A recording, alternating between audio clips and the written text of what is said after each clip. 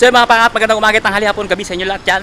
May gawain tayo ngayon mga pangat, may party, baby shower ni Warm. At syempre meron naman tayong lakad. Sana makabalik tayo ng maaga para syempre makahabol tayo dun sa party. Pero ngayon, samahan nyo muna ako. Ewan ko lang kung mabibideo ko mga pangat, no? Dahil imbitayo tayo mga pangat ng isang company dito sa UAE.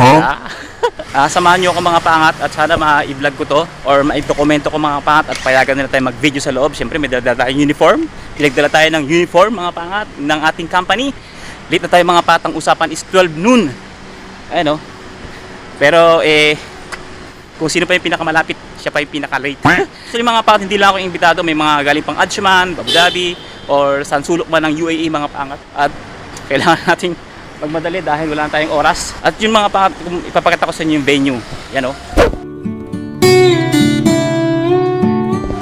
Oh, di ba? Diyan kami magkikita-kita sa landmark. Malapit lang dito mga pangat sa amin. Ilang lakad lang. Doon lang sa may Alriga, no? So tara, let's go! Kita-kita tayo doon. Sana makapag-video tayo. Let's go! Doon lang tayo nakatira banda, di ba? Sa likod niyan. Tapos, ayun na. Oh. Diba, lapit lang, no? Pero, late pa tayo. Ang bira yung mga galing Adjuman, galing ano, baka nandun na tayo dito lang, hakbang lang. Late pa! Pambihira talaga si Roger TV! Hindi mga pangat kasi puyat tayo, no? Panggabi tayo eh. Kaya medyo wala pa tayo tulog. Tapos, mag-i-speech pa daw tayo mamaya. Ewan ko lang kung makapag-speech tayo. Kaya try natin. Kung masagot natin yung mga tanong nila, I hope, no? Siyempre, si Lord na bahala dyan. Bibigyan tayo ng knowledge and wisdom niya, ni Lord, yeah?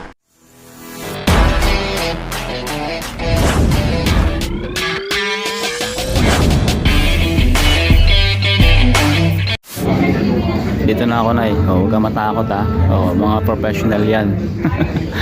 Mga professional. Oh.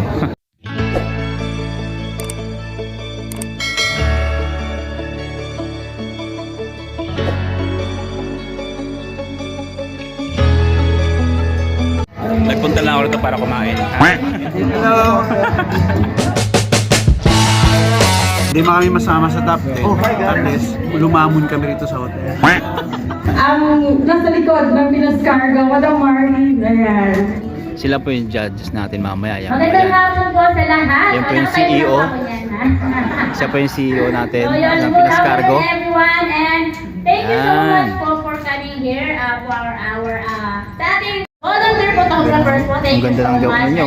Stabilizer niya, ang ganda ng mic. Maraming salamat. Lupit, no? Cellphone ang gamit. Lupit ng stabilizer. Nominees, huwag kayong kabahan. So, ang ating mga panel of judges po ay mababait. Kagaya ng sabi ni Miss Kate. So, be yourself lang po and be honest lang po sa ating mga isasagot. So, good luck everyone. Thank you po. Thank you, Madam. Ladies and gentlemen, our first judge, we have Miss Faye Santa Ana. Business mentor in Sargento Duria.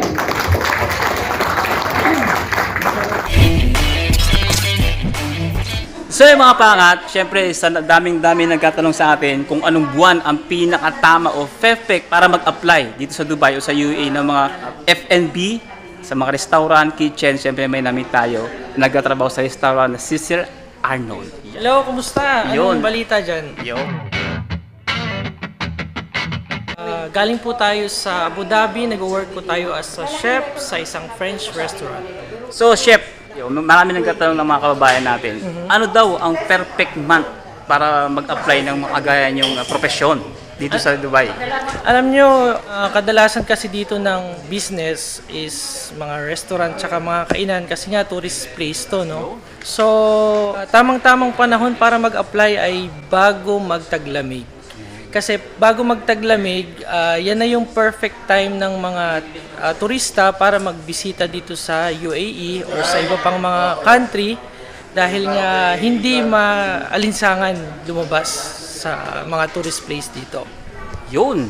Narinig yung mga pangat. At syempre, saan po kayo nag-apply? Galing po ba kayo ng Pinas o tourist kayo nagpunta dito? Dito na kayo nag-apply?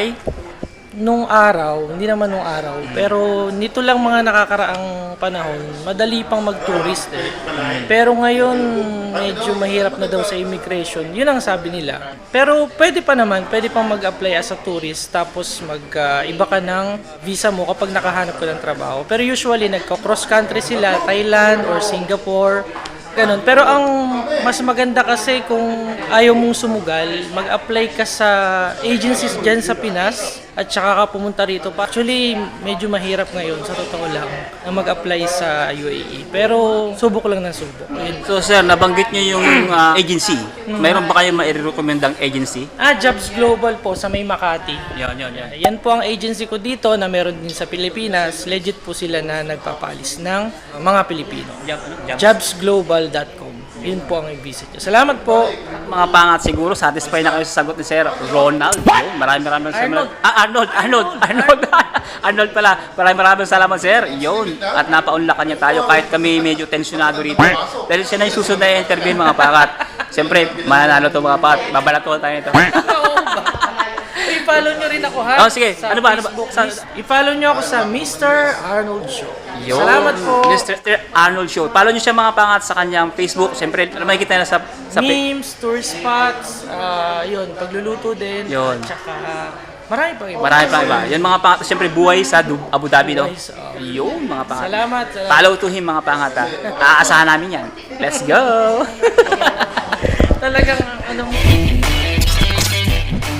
Siya nga pala mga pangat yung owner, mga pangat ng Pinas Cargo. Unfortunately, oo, wala silang choice. Yeah. Kung saan tayo nagpapadala ng box, siya po yung utak nun. Yan. This is Miss Marlene.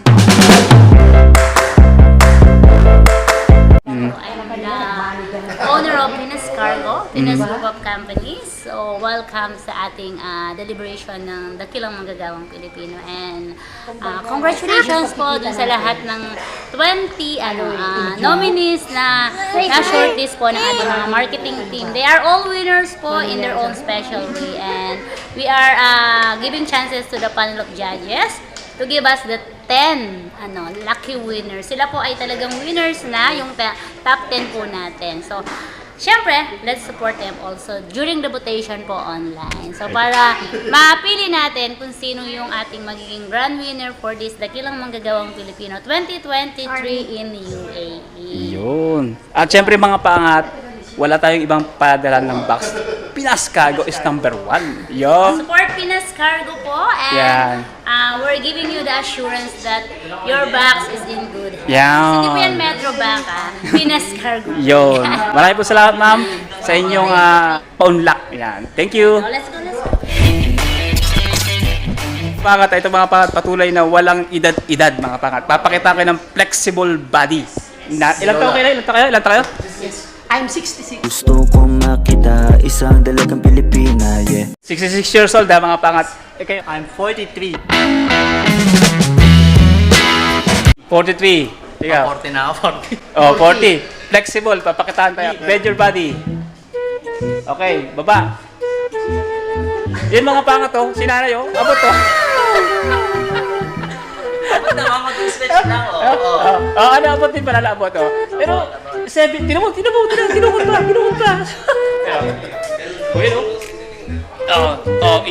pa. Itinuwid pa. 64 years old mga pangat. 66. Biruin nyo. Napakalakas. Saan ba kayo sumayaw? Saan kayo sumayaw? Ay, saan? Sumasayaw ako sa mga club. Yung mga pangat, ayon sa kanya, hindi siya nagme-maintenance. Ay, wala kayong maintenance, no? Wala. I'm proud. Walang... No maintenance medicine. Ang kagandahan mga pangat, ang na-notice ko kay nanay, siya yung kakaibang may edad na laging masaya. Hindi bugnutin. Masaya yung tao. At saka isa pa na, di ba umatin na kayo sa mga Expo 2020? Yes. Yun. Anong face nyo? Marisa Postre. Yan, Marisa Postre mga pangat. Queen of Recycle. Yeah, Queen of Dubai. Queen of Recycle. Ipala nyo mga pangat ha. Tingnan nyo yung mga kanyang creative, ang lupit. Recycle, tapos sumarampa siya mga pangat. Ganyang edad. O, tingnan nyo. Di ba?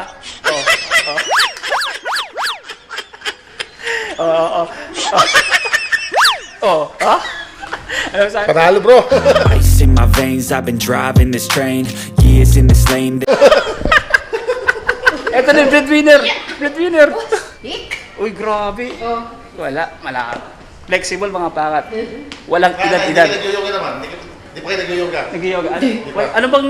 Sarili ko lang sikreto? ako. Anong sikreto niya na bakit nag-bend pa yung katawan niya? Eh, araw-araw ako mag-exercise. Araw-araw. Zumba. Hindi. Anong kinakain niyo na? Anong kinakain niyo? Fruits and vegetable. Fish little. Karne. Little. Little. Kakain ako ng little meat. Little. Parang gusto ko na rin kumain ng fruits and vegetables. Hindi na sa isang linggo. Ayos mga pangat to. Diba? Enjoy. Magaling. Sir, basta ingat. Videographer to. Nanonood pala sa atin to mga pangat. Galing. Salamat ha. Subscribe, like, and subscribe. Yeah. Number 1. Salamat ha. Nanonood sa atin yung mga pangat. So, alis tayo mga pangat. Uwi na tayo. So yung mga pangat, katatapos lang ng ating napakaraming, talaga namang sobrang nakakaba. Yan mga pangat. Siyempre, kahit pa paano mga pangat, sagot naman tayo ng mangilang-ilang sagot. Hindi ba natin inaasahan na manalo tayo? Pero siyempre, kung manalo tayo, salamat sa Panginoon. At kung hindi, siyempre, deserving yun ng mga mananalo mga pangat. Pero yun nga, dahil nakasali sa top 20, siyempre maraming salamat. Shout out sa mga bumoto sa akin. Kung sino man kayo, maraming salamat sa inyo. Kung napapanood naman ito ngayon, napagod ako. Ay mga pa, dyan tayo sa landmark nga pala. So meron pang ini-interview doon. Siguro may 4 pang natitira mga pangat. Yung iba umuwi na yung mga kasama natin. Siyempre maraming salamat mga pangat sa opportunity na to. Thank you very much. At siyempre nakakatuwa mga pangat. Marami tayong na-meet na mga iba't ibang tao, iba't ibang profesyon. Mga pangat, may mga nurse, mga manager, mga HR manager, mga sa Etisalat, mga office staff, a lot of person na na-meet natin ng mga professionals mga pangat. At syempre, ang sarap mga pangat no, yung makakasama mo o makakausap mo is mga professional. And then, yung kanilang pagkasalita o pakikipag-usap sa'yo, the way na hindi mo maramdaman yung yabang, hindi mo sila maramdaman yung yabang sa kanila, at nafe-feel mo na professional ka rin. And maraming salamat sa mga top 20 na nakasama ko. I really appreciate it na meet ko kayo sa ganitong event, no? Dito sa UAE, sa Dubai. Achievement na yun para sa akin mga pangat. Kaya maraming salamat sa Pinas Cargo, number 1. At yun, marami pa mga pangat. Siguro ipapakita ko sa inyo sa next vlog kung ano yung pinakamagandang padalahan o pinakawalang bayad na padalahan. Siguro sa next vlog. At mag-uwi na tayo mga pangat. Nagmamadali tayo kasi meron tayong baby shower ngayon mga pangat. Pero itong baby shower na to mga pangat, siguro another video na yun. Shoutout nga pala dun kay Sir Mark, yung nag-cover ng event na to mga pangat. Yung ito, yan. Maraming salamat sa inyo at syempre na-meet natin sila. Ang sarap ng pakiramdam dahil alam yun, kahit na hindi tayo professional, pero we feel professional. At yun, maraming salamat pa mga pangat. Siguro kung maikli naman to video na to kasi hindi ako nakapag-video ng marami kanina dahil gawa ng medyo kabado tayo mga pangat dahil medyo panghuli. Hindi naman panghuli, siguro mga pang 13 or 12 sa in-interview, kaya medyo struggle din na mag-video. Hindi natin na-interview yung mga managers, no, sayang. Pero willing sila mga pangat na interview kung sakasakaling mag-video tayo doon. Kaya lang, yun nga, dahil hati yung isip natin, dahil siyempre inisip natin yung interview, yung kung ano yung mga question ng judges, no, mga pangat, kung ano yung sasagot natin, so hati. Kaya yun, hindi tayo nakapag-video. Pero shoutout sa lahat ng mga na-meet natin dyan sa event na yan. Maraming salamat sa inyo. Siyempre, Proud Pinoy, Pinas Cargo, number 1. Yun, maraming salamat sa panonood. Hanggang dito lang itong vlog na to. Think positive lang, good vibes. See you in the next one. God bless you all.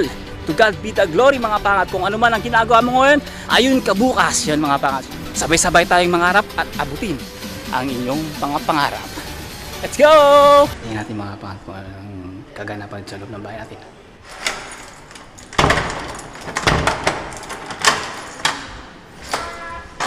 So yun ang mga pangat may mga balon-balons to. Isama ko! Woohoo! Uy, wala. Yun mga pangat, ito na yung kaganapan natin. Siyempre, ayan, di ba? Sabi ko sa inyo ngayon kailangan natin magmadaling umuwi dahil kainan din dito. Yun mga pangat, siyempre dito sa Sam, dito ka! Marami naghahanap sa'yo, ulit ito. Makikita ito mamaya-maya, pero panibagong vlog mga pangat. Another vlog na yun mga pangat. Makapanin nyo itong event na to. Sinasampulan ko lang yung luto ni Warm. Yan, another vlog. Pawis sa loob. Grabe init. Ako lalo. Pawisan Pwede mag-preto na ito. Ano parang mo? Ano parang mo? Ha? Ano parang mo? Oo, dahil pinanood ko, siyempre. Yan mga pangat, sige. Kita-kita nyo sa next vlog. Yo, let's go!